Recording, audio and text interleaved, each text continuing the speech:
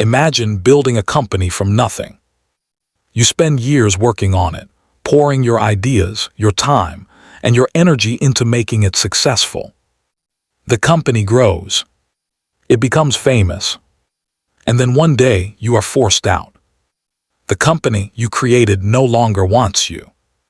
Most people would walk away. Most people would never return. But this man did something different. Years later, he came back and turned that same company into one of the most powerful businesses in history.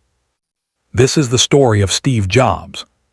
Steve Jobs was born in 1955 in San Francisco, California. He was adopted shortly after birth and grew up in a middle-class family in Silicon Valley, an area that would later become the center of the technology industry. Even as a teenager, Jobs was fascinated by electronics. He loved taking things apart and figuring out how they worked. But unlike many engineers, Jobs was also deeply interested in design, creativity, and simplicity. He believed technology should not only work well, it should also feel beautiful and easy to use. That belief would later define his entire career. In the mid-1970s, Jobs met a brilliant engineer named Steve Wozniak. Wozniak loved building computers. Jobs loved turning ideas into businesses. Together, they formed the perfect partnership. At the time, computers were huge machines, used mostly by universities or large companies. The idea of having a computer at home seemed unrealistic. But Jobs and Wozniak believed the future would be different. They believed one day computers would be something ordinary people could own and use. So in 1976, they started a small company called Apple Computer. The company began in a very simple place, the garage of Jobs' parents. Inside that garage, Wozniak built the first Apple computer by hand. Jobs then worked on selling it. At first, they sold only a small number of units. But the idea quickly caught attention. People were excited about the possibility of personal computers. And Apple began growing faster than anyone expected.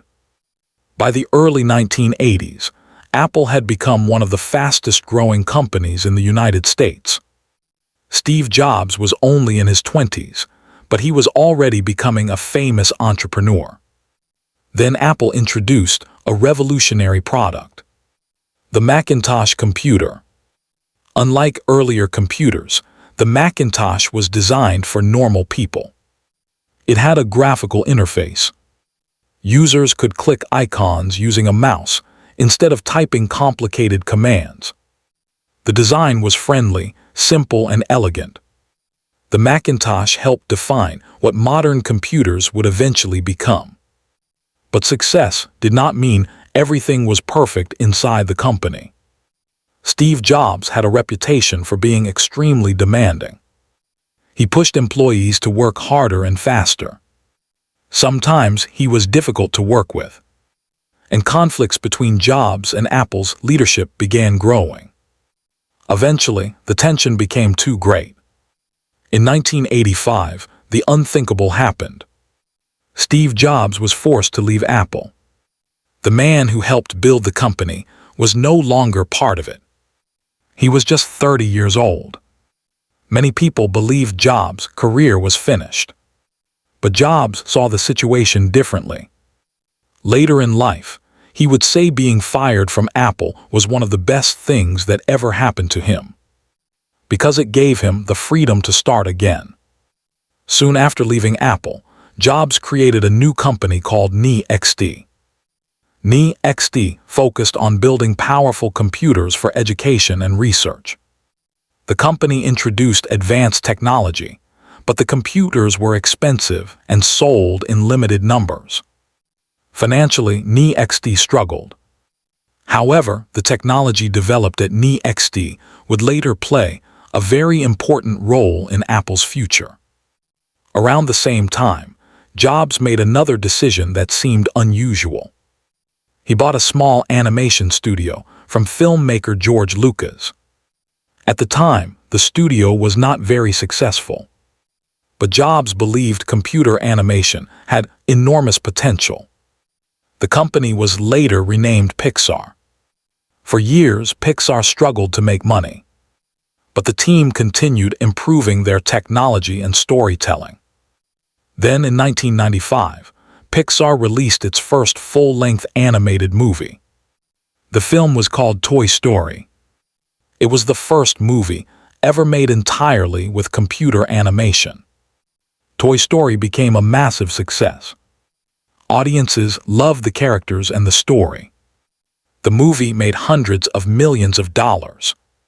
And suddenly, Pixar had become one of the most important animation studios in the world. Steve Jobs, once again, was leading a successful company. Meanwhile, Apple was facing serious problems. After Jobs left, the company struggled with leadership and direction. Too many different products were being released. Customers were confused. Sales declined.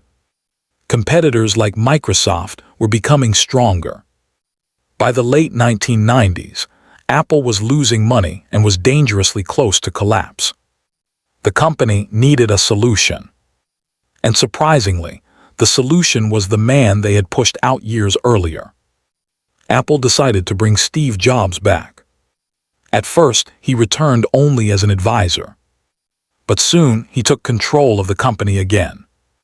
And this time, he had a very clear vision. Steve Jobs simplified everything. He reduced the number of products Apple was making. He focused on design, innovation, and user experience. Instead of trying to compete everywhere, Apple would focus on creating a few amazing products. The first big success was the iMac. It had a colorful design and was easy to use. Customers loved it. The company quickly returned to profitability. But that was only the beginning. In 2001, Apple introduced the iPod. It changed how people listened to music. Then in 2007, Apple released the iPhone. The iPhone transformed the entire smartphone industry. It combined a phone, a music player, and an internet device into one simple product. Millions of people wanted it. And suddenly, Apple was once again one of the most innovative companies in the world. Later, Apple also released the iPad, which created a completely new category of devices. Under Steve Jobs' leadership, Apple grew into one of the most valuable companies on Earth. The company that had once been close to bankruptcy had become a global technology giant. But perhaps the most powerful part of this story is not about the products. It is about perseverance. Steve Jobs was fired from the company he built. He experienced failure, criticism, and uncertainty. But instead of quitting, he kept building, learning, and creating. And eventually, he returned stronger than before. Today, Apple is worth trillions of dollars. Its products are used by hundreds of millions of people around the world. And Steve Jobs is remembered as one of the most influential entrepreneurs in modern history. But his story reminds us of something important. Success is rarely a straight line. Sometimes the biggest setback becomes the turning point. Sometimes failure becomes the beginning of something even greater. And sometimes the person who gets pushed out is the same person who comes back to change the world.